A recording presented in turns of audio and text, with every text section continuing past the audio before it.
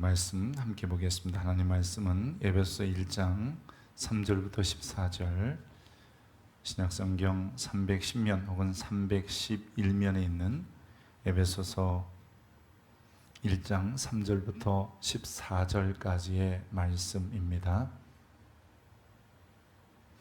이 계시의 말씀을 읽을 때 하나님의 음성이 여러분 심령 속에 들려지길 원합니다. 찬송하리로다. 하나님 곧 우리 주 예수 그리스도의 아버지께서 그리스도 안에서 하늘에 속한 모든 신령한 복을 우리에게 주시되 곧 창세 전에 그리스도 안에서 우리를 택하사 우리로 사랑 안에서 그 앞에 거룩하고 흠이 없게 하시려고 그 기쁘신 뜻대로 우리를 예정하사 예수 그리스도로 말미암아 자기의 아들들이 되게 하셨으니 이는 그가 사랑하시는 자 안에서 우리에게 거저 주시는 바 그의 은혜의 영광을 찬송하게 하려는 것이라. 우리는 그리스도 안에서 그의 은혜의 풍성함을 따라 그의 피로 말미암아 속량 곧 죄의 사함을 받았느니라. 이는 그가 모든 지혜와 총명을 우리에게 넘치게 하사 그 뜻의 비밀을 우리에게 알리신 것이요 그의 기뻐하심을 따라 그리스도 안에서 때가 찬 경륜을 위하여 예정하신 것이니 하늘에 있는 것이나 땅에 있는 것이 다 그리스도 안에서 통일되게 하려 하심이라. 모든 일을 그의 뜻의 결정대로 일하시는 이의 계획을 따라 우리가 예정을 입어 그 안에서 기업이 되었으니 이는 우리가 그리스도 안에서 전부터 바라던 그의 영광의 찬송이 되게 하려 하심이라. 그 안에서 너희도 진리의 말씀 곧 너희의 구원의 복음을 듣고 그 안에서 또한 믿어 약속의 성령으로 인치심을 받았으니 이는 우리 기업의 보증이 되사 그 얻으신 것을 속량하시고 그의 영광을 찬송하게 하려 하심이라. 아멘. 이것은 하나님의 말씀입니다. 사랑하는 성도 여러분, 오늘도 주님의 전에 나와 함께 예배할 수 있어 너무 반갑고 기쁘게 생각합니다. 여러분이 사는 날 동안에 있어서 가장 내 인생에 행복하고 기쁜 날이 어떤 날일까? 여러분들 가끔 생각해 보실 줄 압니다. 어떤 분들은 시험에 합격했을 때 또는 좋은 직장에 들어갔을 때 기쁨이 크기도 하고, 어떤 분들은 사랑하는 사람들과 함께 결혼하는 날 가장 기쁜 날이라고 생각하기도 하고요. 또 그렇게 바라던 자녀를 낳는 아이를 낳고 그 아이를 품에 안았을 때 기쁨일 수도 있습니다. 그럼 과연 우리의 기쁨은 어디에 있을까요? 오늘 본문 에베소서에 보면 우리 성도들에게 가장 큰 기쁨에 대하여 언급하는 것을 보게 됩니다. 오늘 본문 1장 3절에 보면 찬송하리로다. 하나님 곧 우리 주 예수 그리스도의 아버지께서 그리스도 안에서 하늘에 속한 모든 신령한 복을 우리에게 주시되, 우리의 가장 큰 기쁨은 하늘에 속한 모든 신령한 복을 받았을 때라고 이야기를 합니다. 오늘 우리가 읽은 이 에베소 1장 3절부터 14절은 14절이나 되지만 실제적으로 헬라 원문에 보면 이게 한 문장이에요. 우리 성경에도 보면 4개나 5개의 문장으로 잘라져 있지만 하나의 문장이고, 그 하나의 문장 속에서 성삼위 하나님을 찬양하라 라는 말이 3번, 그리고 찬송하라 라고 시작하니까 그것까지 4번이나 등장하게 됩니다. 그 이유는 우리가 바로 하늘에 속한 신령한 모든 복을 받은 자이기에 그 하늘에 속한 모든 신령한 복을 받은 것이 우리에게 있어서 최고의 기쁨이며 즐거움이라고 하는 겁니다. 하늘에 속한 신령한 복이라는 게 뭘까? 하늘에 속했다라는 말은요, 다른 말로 말하면 이것은 하나님의 영역, 하늘의 영역이라는 의미이고, 다른 말로 말하면 땅의 영역과는 다른 것이다 라는 의미를 담고 있습니다. 땅의 영역의 복은 우리가 그저 건강하고 재물을 얻고 권력을 얻고 또 권세를 누리고 또 우리의 삶에 풍성한 것들이 땅의 영역의 복이라면, 하늘에 속한 것은 하나님의 시민 혹은 하나님의 자녀, 하나님의 백성들에게 주시는 고유한 복으로서 이 세상 사람들이 일반적인대로 누리는 것과는 다른 차원의 것입니다. 즉 다른 말로 말하면 하나님 우리를 자녀 삼으신 것, 구원하신 것, 우리에게 영생 주신 것을 하늘에 속한 신령한 복이라고 이야기하는 것이죠. 우리 성도들도 세상에 살면서 많은 복 받기를 원합니다. 재물복, 그다음에 자녀복, 결혼하면 남편 복, 아내 복, 혹은 부모를 잘 만나는 부모의 복, 또 건강의 복, 이외에도 수없는 복을 우리가 기대합니다만, 이런 땅의 복과 함께 우리들이 정말 필요한 복은 하늘에 속한 하나님 나라의 영역 속에 있는 복을 먼저 받아야 되고, 그 복을 받은 사람들의 삶은 하나님을 찬송하고 하나님을 영화롭게 하고 하나님을 기쁘시게 하는 삶으로 나아가야 되는 겁니다. 여러분, 우리가 구원받고 하나님의 자녀가 된 것은, 즉 이런 은혜를 받은 것은 우리의 능력이 아니라고 에베소서는 이야기합니다. 여러분이 에베소서 중에서 제일 많이 아는 말씀이 2장 8절일 텐데요. 같이 읽어보겠습니다. 너희는 그 은혜에 의하여 믿음으로 말미암아 구원을 얻었으니 이것은 너희에게 난 것이 아니요 하나님의 선물이다, 이렇게 얘기하잖아요. 즉 구원, 우리가 하늘의 신령한 복은 어떻게 받았느냐? 우리에게서 난 게 아니라 하나님이 선물로 주신 것이에요. 그래서 그 선물을 받은 사람들은 하나님을 찬송하고 하나님께 감사하고 하나님을 예배하는 자의 삶을 산다는 거예요. 근데 하늘에 속한 더욱이 신령한 복이라고 되어 있잖아요. 이 신령한 복이라는 말의 헬라어 원문이 뭐냐면 푸뉴마케티라는 말인데, 이 말은 성령 안에서라는 의미예요. 그러니까 하나님께 속한 복을 성령 안에서 우리가 받고 누리게 된다, 이런 의미인데, 이 성령 안에서 우리에게 주어지는 복, 그것이 곧 영생이고 구원이고 하나님의 자녀인데, 그 성령님 안에서 그것을 계속해서 유지해 간다라는 의미도 있습니다.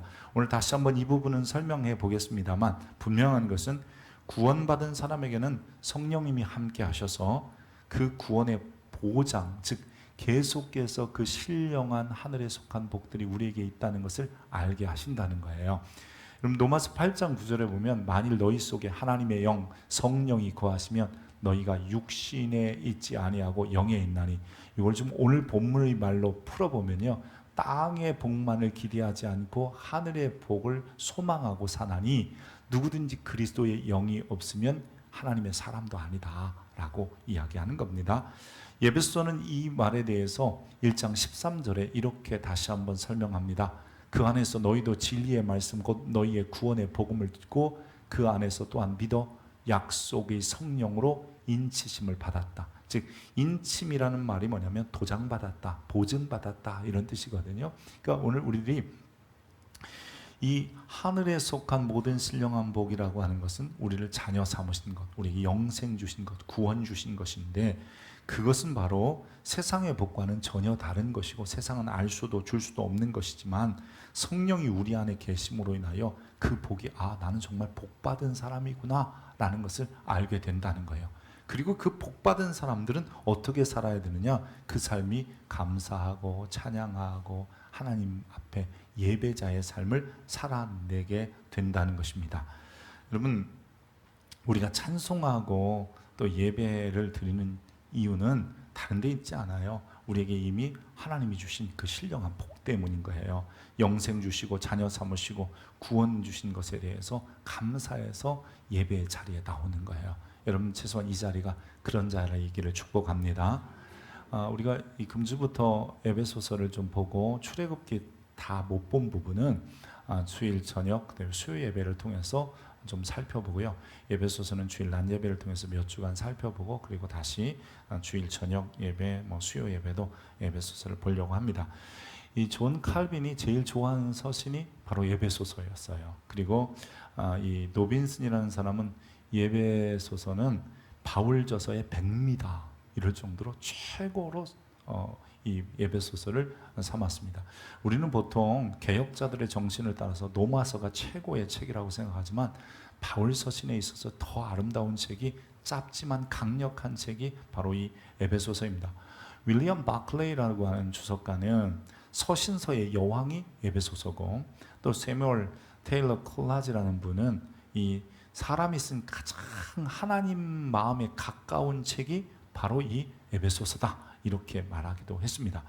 이렇게 에베소서를 높이 평가하는 이유가 있다면, 이 에베소서는 교리적인 입장, 그리고 또한 생활을 어떻게 해야 되는지, 즉 실천적인 입장이 균등하게 잘 분배되어 있기도 하고요.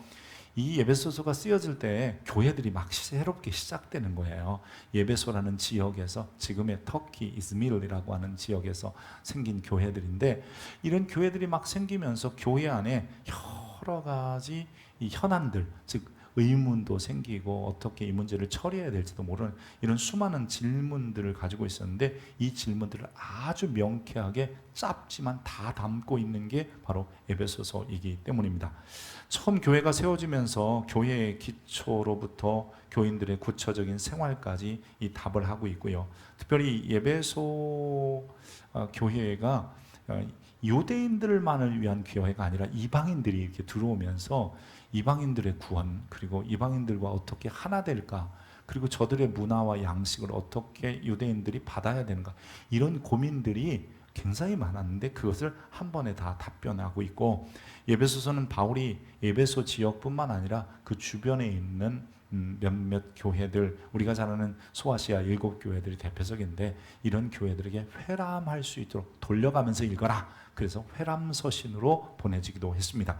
동시에 이 서신이 기록된 장소는 노마에서 기록했는데, 이 당시에가 이미 바울이 노마의 죄수의 몸으로 가서 가택연금, 옥에 갇힌 건 아니고요, 집을 세를 얻어서 그 안에서 살되 밖으로 나돌아다닐 수 없는 이런 가택연금 중에 쓴 책이어서 이 에베소서를 옥중서신이라고도 부르게 됩니다.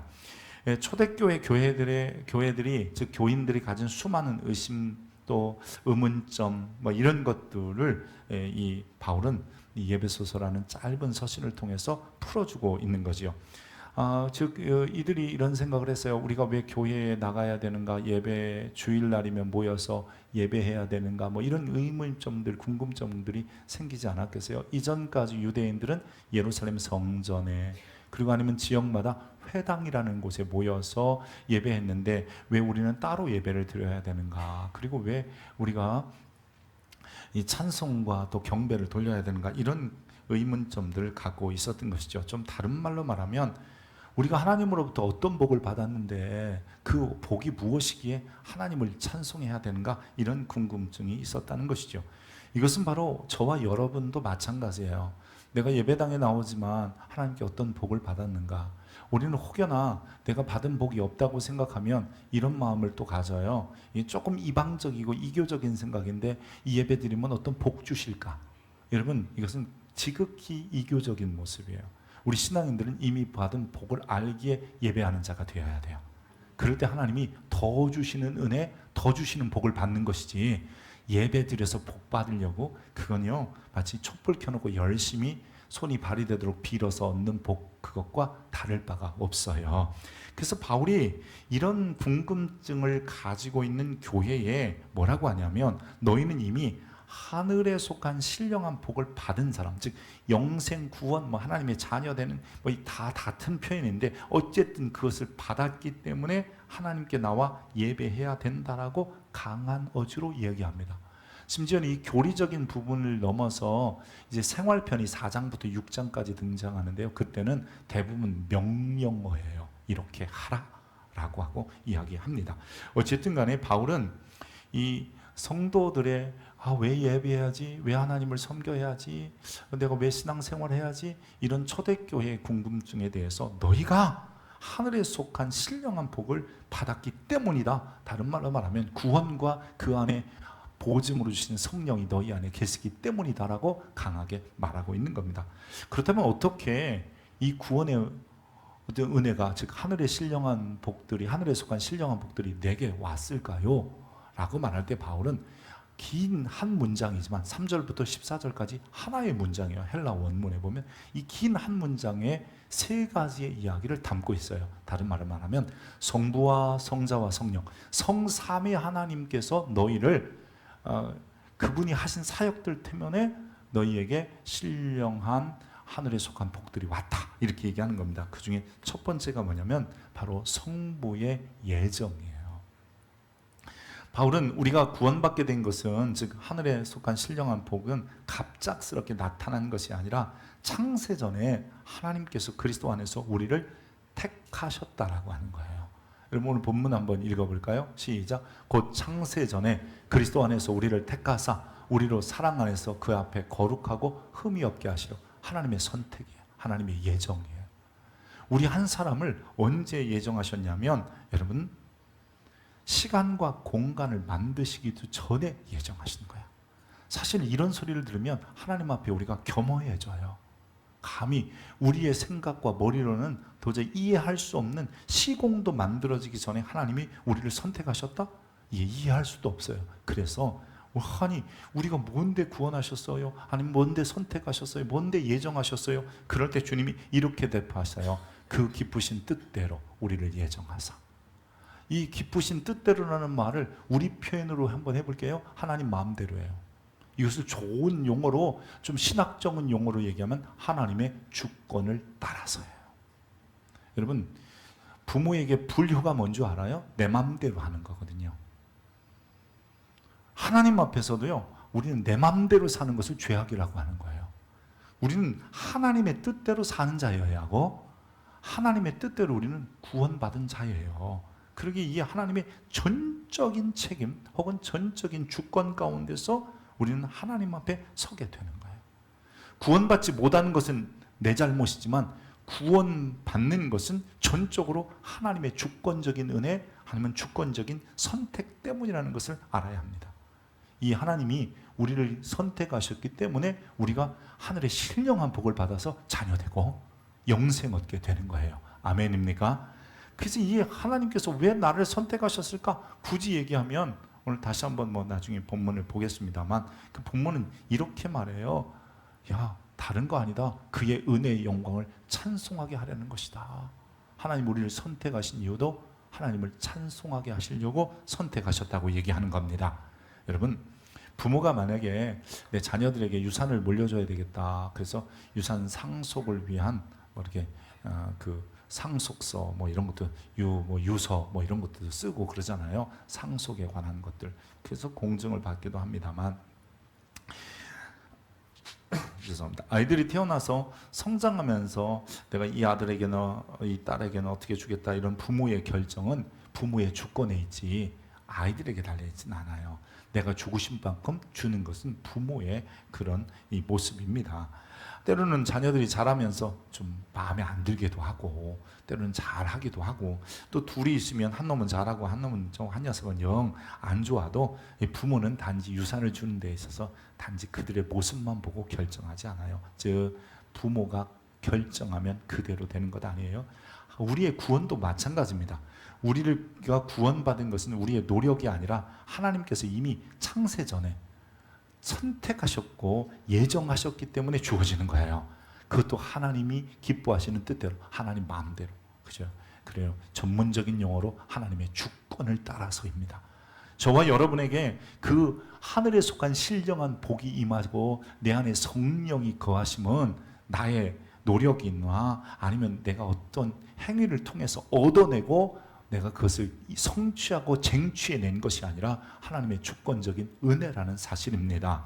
그래서 우리가 정말 하나님 앞에서 내가 구원받아서 예배해야지, 이것은 그 하나님께서 유산을 주신 은혜에 대한 반응이고 결과이지 이것이 원인이 아니에요. 다른 말로 예배 잘 드리면 구원받고 예배 잘 못 드리면 구원 못 받는다가 아니라 구원받았기에 거기에 대한 감사의 반응 그리고 그거에 대한 결과로서 찬양하고 예배자가 되어야 한다고 하는 것입니다. 사랑하는 성도 여러분, 여러분 정말 하나님께 속한 하늘에 속한 신령한 은혜가 여러분에게 있다고 믿습니까?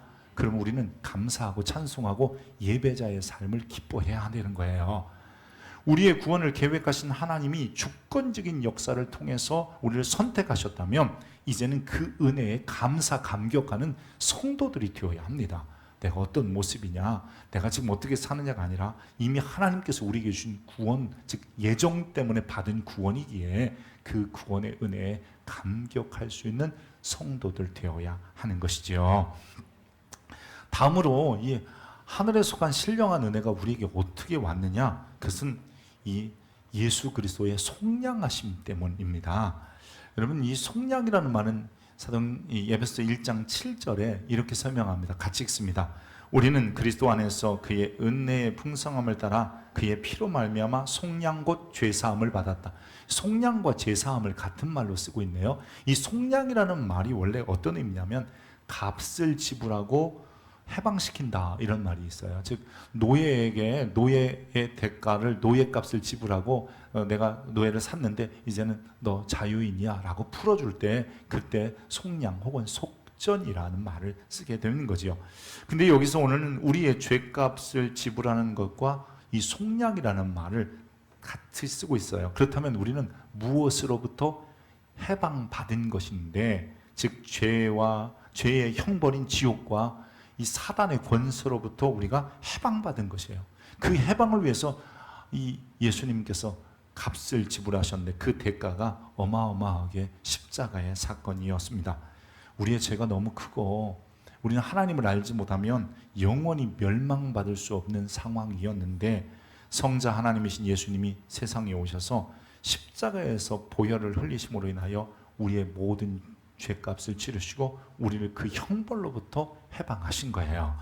이것이 바로 우리가 받은 용서이며 우리가 받은 죄사함의 유일한 근거예요. 내가 죄사함을 받은 것은 다른 데로 오지 않아요. 세상 사람들은 자기의 죄를 씻기 위해서 노력하고 선행하고 봉사하고 뭐 이런 것들을 통해서 자기들이 그저 좀 더 나은 혹은 자기의 가치를 증명하려고 하고 구원받는지 않나, 그래야 좀 더 나은 데 가지 않나, 이런 생각을 합니다. 하지만 성경은 우리가 스스로 구원받을 수 없는 죄인임을 분명히 선포하면서 우리에게 하늘에 속한 신령한 복, 즉 구원 혹은 영생, 하나님의 자녀 되는 것은 오직 예수 그리스도를 통해서만 가능하다고 말씀하십니다.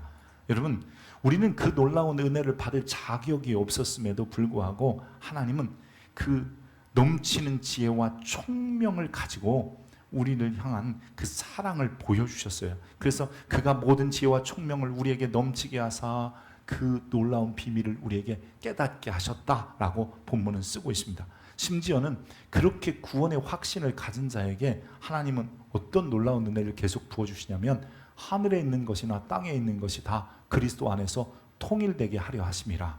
여러분, 하늘에 계신 하나님과 땅에 있는 교회 공동체인 성도들이 하나 되게 하시고, 성도와 성도도 하나 되게 하시고, 심지어는 하늘의 신령한 복과 땅의 기름진 복도 주 안에서 다 누리게 하신다는 말씀이에요. 아멘입니까? 여러분, 이런 그 구원의 확신은 나로부터 나오는 게 아니라 바로 구원하시는 예수 그리스도로부터 나오게 되는 거예요. 제가 지난주에 자동차 보험을 가입했습니다. 여러분, 자동차 보험 가입할 때 예전에는 이 페이퍼를 가져와서 여기다 서명해 주세요 그러잖아요. 그래야 반드시 서명을, 자필 서명을 해야 돼요. 보험이든 어쨌든 간에. 근데 요즘은 이렇게 자필 서명을 페이퍼에 안 받고 뭘로 받아요? 전자 서명으로 받아요. 그래서 핸드폰으로 열면 이름 쓰세요. 이름 쓰고 거기다가 또 서명하세요. 그럼 서명을 쓰는 거예요. 이 전자 서명이 오히려 위조나 변조가 불가능하도록 암호화되고요. 그리고 이 계약한 것에 대한 진위를 판단하는데 분명한 이 기준이 되는 거예요. 그래서 내가 직접 서명했느냐 굉장히 중요하거든요. 하나님으로부터 온 죄사함도 마찬가지입니다. 이 죄사함의 서명자가 누구냐가 굉장히 중요합니다. 적당히 보험을 들 때, 여러분 보험 들 때 꼭 기억하세요. 요즘은 보험 설계사님들이 잘 설명합니다만 그냥 대충 대신해 주세요, 이거 절대로 안 됩니다. 이 가입할 때는 되는데 보상받을 때는 자필 서명이 아니면 보험회사에서 보험 지급의 의무가 없을 수도, 안 줘도 무방할 정도예요. 그래서 자필 서명 굉장히 중요한데 우리의 구원도 누군가가 서명을 해야 된다는 거예요. 근데 내가 서명하는 게 아니라 새 언약의 중보이신 그리스도 예수께서 서명하실 때 그게 효력이 있는 거잖아요. 여러분, 내가 어떻게 죄를 사함 받았을까? 이거 고민할 필요가 없어요. 왜냐하면 예수님이 십자가를 통해서 서명하셨기 때문이에요. 그 서명은 위조도 변조도 할 수 없어요. 우리의 죄 사함은 우리의 행위도 아니고 우리의 노력도 아니고 우리의 의지도 아니라 오직 예수 그리스도의 십자가를 통한 완전하고 단 한 번의 서명으로, 영원한 서명으로 이루어졌기 때문입니다. 그러기에 우리는 예수의 십자가가 마치 내가 하나님과 나 사이의 구원 계약을 서명하신, 그러니까 내 서명이 아니라 예수의 서명을 통해서 이루어졌다는 것을 믿으면 되는 거예요. 이 놀라운 사실을 믿을 때에 우리 안에 불안함이 사라지고 또한 두려움이 없어지고 참 자유도 누려지게 되며, 그러니까 우리는 이 자유와 이 기쁨 가운데서 나는 어떤 사람이 되어야 되는가? 하나님을 찬송하는 사람이 되야겠구나. 그래서 6절에도 하나님을 찬송하라 그러더니 12절에 보면 이는 우리가 그리스도 안에서 전부터 바라던 그의 영광의 찬송이 되게 하였습니다. 예수님께서 우리를 구원하신 이유는 우리로 하여금 하나님을 찬송하는, 그러니까 내 인생에 있어서 가장 행복한 것이 뭐냐? 예수 때문에 구원받은 거예요. 여러분, 내게 그 서명이 있는 것이 아니라 예수의 서명으로 충분한 거예요. 요즘 가끔 뉴스들에 보면 모 대통령이 뭐에 서명했습니다 이런 소리를 많이 듣잖아요. 법적 효력은 서명을 할 때 발효되는 거잖아요. 예수 그리스도께서 우리의 구원에 서명을 하셨어요. 십자가를 통하여. 그러게 저와 여러분은 이미 하늘에 속한 신령한 은혜가 있는 사람들이에요. 그렇다면 오늘 우리들은 그 하나님을 영화롭게 하고 찬송하는 것이 삶의 의미여야 되고 내 인생의 최고 큰 기쁨이어야 함을 기억하시기 바랍니다. 그 은혜, 영생과 구원과 하나님의 자녀 되는 것, 다른 여러 말로 표현할 수 있지만 그런 것들이 우리에게 오게 된 세 번째 방법은 다른 데 있지 아니하고 성령의 보증 때문에 우리가 그것을 유지해가고 지켜갈 수 있는 겁니다. 우리가 위대한 구원, 영생을 받았다는 사실을 어떻게 확신할 수 있을까? 많은 분들이 구원의 확신에 대해서 고민하는 경우가 많습니다. 내가 구원받은 거 어떻게 알 수 있어요? 그럴 때 참 믿으세요? 이럴 때도 가끔 있고요. 믿어야 되는데, 그래서 그런 것들이 흔들리는 사람들이 대부분 뭐라 그러냐면 나는 믿음이 없다 이렇게 말씀하시는 분들이 있어요. 제가 믿음의 반대말이 무엇일까라고 생각해 봤어요. 많은 분들이 불신, 안 믿는 게 믿음의 반대말이라고 그러는데요. 믿음의 반대말은요, 불신이라고 하기보다는 부정이에요. 부정. 예수가 나의 구원자인 것을 여러분 못 믿는 사람은 구원자가 아니하라고 말하는 거거든요. 그러니까 하나님이 천지를 창조하셨어요. 믿는 사람들은 믿음의 사람이지만 여러분 안 믿는 사람들은 무슨 하나님이 천지를 창조해 우연히 생겼지 이런 거잖아요. 그러니까 부정함이에요. 부인하는 거예요. 근데 우리는 최소한 믿음은 없어도 부정은 못 하더라고요. 그럼 여러분 다 믿음 있는 거예요. 이게 논리예요. 이게 신앙이에요. 그리고 이게 실제예요. 내가 확실한 증거나 눈에 보이는 게 없기 때문에 못 믿는 거지 안 믿으려고 하는 게 아니거든요. 근데 안 믿는 사람들은요, 어떤 증거를 보여주어도 부인하고 부정합니다. 그러기에 믿음의 반대말은 부정이에요. 부인이에요. 여러분 최소한 그렇지 않으면 여러분은 믿는 자예요. 아멘입니까?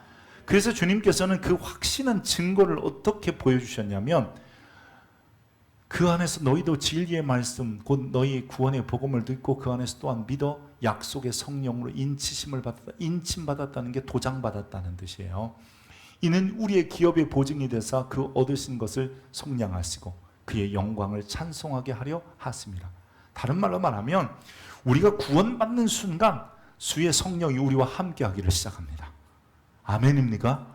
여러분 그것도 우리가 자꾸 경험적으로 현상적으로 알려는 데 문제가 있어요. 이거는 경험과 현상이 아니라 주님의 약속이기 때문에 그 일이 이루어지는 거예요.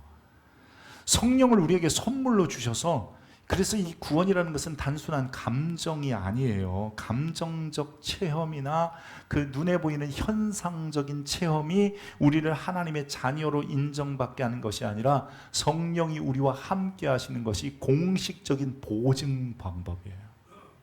여러분 그 물건을 사고 전자제품을 사면 제일 요즘은 그런 거 안 해도 다 바코드만 찍으면 다 알지만 예전에는 뭘 줘요? 품질 보증서라는 걸 주거든요. 거기에 또 보증 기간도 써 있어요. 이 발행일부터 1년 혹은 5년 10년 이렇게 써 있는데 이 품질 보증서가 여러분 결국은 그런 거예요. 요즘은 근데 보증서를 안 줘서 보증을 받을 수 있는지 없는지 걱정하지 마세요. 요즘이 훨씬 더 정확합니다. 제가 전에 어떤 물건을 하나 샀는데요. 이게 컴퓨터와 연결하는 조그만 요만한 이 박스입니다. 근데 이런 그 젠더 박스를 하나 샀는데 이게 1년쯤 지났는데 고장이 났어요. 요즘은 거짓말도 못해요, 여러분. 제가 그걸 샀는데요. 언제 사셨지요? 1년 조금 지났어요. 그러면 그쪽에서 성함이 어떻게 되시죠? 두두둑 쳐보면 그거 몇 월 며칠 날 사셨네요. 정확히 다 나옵니다. 그러니까 우길 수도 없어요. 제가 1년 안 됐는데 뭐 이럴 수가 없어요. 왜냐하면 어떤 회사에서, 즉 판매처는 그게 어떤 그 인터넷 판매처든 그 판매처에서 팔 때 그 회사에게 언제 팔았다고 다 기록이 남기 때문이에요. 그래서 이 보증서라는 것이 이제는 종이로 안 갖고 있어도 분명히 기록에 남아 있는 거잖아요. 마찬가지예요. 성령께서 우리 안에 오시는 보증서가 눈에 보이고 감각적으로 느껴지면 뭐 더 좋겠지만, 그것 없어도 이미 우리 안에 계신 거예요. 아멘입니까? 그리스도의 영이 없으면 그리스도의 사람이 아니다라고 하는 거예요. 그래서 보증서 들고 다니면 그 보증서가 내가 이 물건에 대한 책임을 지겠다는 회사의 이야기처럼, 성령이 우리 안에 계실 때 하나님은 너희 안에 이미 하늘에 속한 신령한 복이 있다라고 선언하신 거예요. 하나님이 보증해 주시는 거예요. 이 보증 때문에 우리는 불안해할 필요도 없고 흔들릴 필요가 없어요. 내가 믿음이 있느냐, 구원받았냐 안 하느냐 이럴 필요가 없어요. 오히려 그런 흔들림이 올 때 내가 정말 구원받았는가, 하나님의 자녀인가, 세상 유혹에 대해서 혹은 환난이나 그런 핍박이 올 때 흔들리려고 할 때 우리는 기억하면 돼요. 내 안에 계신 성령, 나와 함께 하시는 성령, 그 하나님을 기억하면 돼요. 그러면 주님이 약속하신 대로 보증에 대해서 우리에게 주시고자 하는 이 모든 기업을 허락하시겠다라고 약속하신 거예요. 요즘은 그 은행들이 점점 사라져요. 창구은행은요. 은행은 많이 생기는데 창구은행이 없어져요. 이 동네도 좀 가까운데 은행 하나가 있었는데 창구가 또 사라지고 조그마한 하나만 남아 있더라고요. 그래서 이 은행에 가서 돈도 넣고 빼고, 연세 드신 분들은 그걸 굉장히 좋아하죠. 왜냐하면 실물 화폐를 이렇게 가지고 있을 때 이게 돈이지, 그 찍힌 그냥 숫자는 사실 돈이 아니다, 이런 생각을 가끔 합니다. 근데 요즘은 전부 다 모바일로 은행 일들을 하게 됩니다. 거기에 찍힌 만큼의 숫자가 비록 실물은 아니어도 그게 내가 쓸 수 있고 내가 가진 재산이라고 하는 것이지요. 때로는 숫자에 불과해서 이 걱정도 되지만, 여러분 그 숫자가 내 소유이고 인출할 수도 있고 사용할 수도 있는 보증이 되는 것입니다. 성령님이 마치 우리 안에 계실 때 우리가 마치 이게 은행에 잔고가 얼마 있는지 아는 것처럼 나에게 신령한 하늘에 속한 복이 있다는 것을 보증해 주시는 영적 잔액과 같아요. 여러분 그 영적인 잔액이 늘 그 안에 찍혀 있어야, 즉 통장에 찍혀 있어야 인출도 하고 쓸 수 있는 것처럼 주의 영이 우리 안에 늘 계셔서 우리에게 그래요. 야, 충분한 잔액이 있어, 충분한 구원의 은혜가 있어 라고 말씀하시는 거예요. 아멘입니까? 그래서 우리 안에 계신 성령님이 하나님의 약속이 확실하고 하나님께서 우리에게 주신 기업이 분명하고 너가 가진 그 구원, 그래 네가 누리는 영생, 하나님의 자녀이고 하나님의 백성이라는 사실 흔들림이 없어라고 보증해 주시는 거예요. 여러분 즉 눈에 안 보여도요, 현상으로 안 느껴져도, 어떤 분은 막 성령 받으면 등도 뜨거워지고 막 가슴도 뜨거워져야 되는 그런 거 없어도, 여러분 주의 영이 우리와 함께 하실 때 주님은 너 신령한 하늘에 속한 신령한 모든 복을 가진 자다라고 말씀하고 계시는 거예요. 감정 체험이 아니라는 거예요. 오직 마치 영혼의 전자지갑인 우리의 심령 속에 확실한 보증으로 계신 성령님이 계심을 믿고 흔들리지 않기를 축복합니다. 그렇게 주의 영이 계신 사람들이 어떻게 사냐고요? 똑같아요. 오늘 본문에 3번이나 반복하는 6절, 12절, 14절에 반복되는 말이 뭐냐면 그의 영광을 찬송하게 하려 하십니다. 우리를 창세전부터 택하시고 예정하셔서 선택하시고 십자가의 그 보혈로 우리를 속량하시는 거룩한 서명을 하시고, 더 나아가서 우리 안에 함께 가셔서 영원한 보증이 되신 이 성삼위 하나님의 은혜를 찬송하며 사는 자가 되라고 하시는 거예요. 여러분 우리의 존재의 이유가 바뀌는 이유가 뭔지 아십니까? 다른 데 있지 않아요. 나를 구원하신 주님의 은혜. 아니 내가 구원받고 영생을 얻었기 때문에 나는 이제 하나님을 위하여 살아야지, 이렇게 되는 것이 존재 목적과 이유가 바뀌는 거예요. 이사야서 43장 21절 같이 한번 읽습니다. 시작. 이 백성은 내가 나를 위하여 지었나니 나를 찬송하게 하려 함. 여러분, 이것은 유대인들을 향한 메시지일지 모르지만 이사야서는 이미 유대인을 넘어서 이방인을 포함한 거예요. 오늘 이 에베소 교회는 유대인이나 이방인이나 누구든지 들어오면 이렇게 말하는 거예요. 모든 백성은 하나님께서 창조 때부터 하나님을 찬송한다. 이 찬송하다는 말의 원어의 의미가 그예요. 감사하다, 영광 돌리다, 예배하다는 뜻이거든요. 하나님을 예배하는 자로 만들기 위해서 하나님이 부르셨다는 거예요. 내가 정말 복받은 사람인지 어떻게 하냐고요? 예배를 기뻐하느냐는 거예요. 삶 속에 예배가 되느냐예요. 내 입에 노래가 찬송이 나오냐는 거예요. 꼭 찬송가 불러라는 게 아니라 하나님 감사합니다, 하나님 고맙습니다, 그저 입에 달고 사느냐예요. 아니면 불평하고 짠스하고 원망스럽고 뭐 이러고 사느냐예요. 내가 신령한 복이 있는 사람이냐 아니냐는 어떻게 아냐고요? 그래서 내가 소망 중에 기다리는 거예요. 눈에 보이지 않아도, 손에 잡히지 않아도. 여러분, 종교개혁자들은 삶의 궁극적인 목표를 뭐라고 얘기했냐면 이렇게 얘기했어요. 솔리데오 글로리아, 오직 하나님께만 영광, 혹은 오직 영광은 하나님께만, 뭐 하는 이런 의미예요. 오직 하나님께만 영광을 돌리자. 그게 솔리데오 글로리아, 뭐 SDG 이렇게 쓰기도 해요, 약자로요. 오직 하나님께만 영광을 돌리자. 왜냐하면 우리는 이미 하늘에 속한 이 땅의 것이 아니라 하늘에 속한 신령한 복을 받았기 때문이라고 그래요. 근데 기억하십시오. 그 하늘에 속한 신령한 복은요, 하늘과 땅의 것을 통일하게 하실 때 땅의 것도 따라오게 되는 거예요. 우리가 하늘에 속한 신령한 복을 받은 자이기에 이제 우리의 삶은 하나님께만 영광이 되는 삶으로 변하고 자꾸 나아가야 돼요. 최소한 이 자리가 그런 자리이기를 축복합니다. 이곳에서 하나님만을 향하여 좀 하나님을 바라보십시오. 그러면 여러분의 삶에 하나님은 땅에 기름진 것들도, 땅에 속한 복들도 주실 겁니다. 여러분, 우리의 삶의 목적이 어디 있습니까? 그의 영광을 찬송하는 데 있습니다. 기도하겠습니다. 고맙고 자비로우신 아버지 하나님, 오늘 우리의 삶의 의미가 어디에 있는지 돌이켜보기 원합니다. 내가 무엇을 이루기 위하여, 성취하기 위하여 살지 않게 하시고 하나님의 영광을 위하여 존재하게 하여 주옵소서. 그럴 때 하나님께서는 땅과 하늘의 것을 통일되게 하사 하늘에 속한 신령한 복이 우리에게 있듯이 땅의 기름진 복도 우리에게 채워지게 하실 줄 믿습니다. 사랑하는 성도들이 하나님의 선택하심, 예정하심에 기뻐하고 예수님이 우리의 구원을 성취하시기 위하여 십자가에 죽으신 사건을 확신하며 그 구원을 적용하시는 성령 하나님의 보증하심을 따라 오늘도 그 주의 영과 함께하며 예배자로 감사하며 찬송하며 하나님만 경배하며 살아가는 복된 성도들이 되게 하여 주옵소서. 살아도 죽어도 주의 영광 되기를 소망하며 우리 구주 예수 그리스도의 이름으로 기도하옵나이다. 아멘.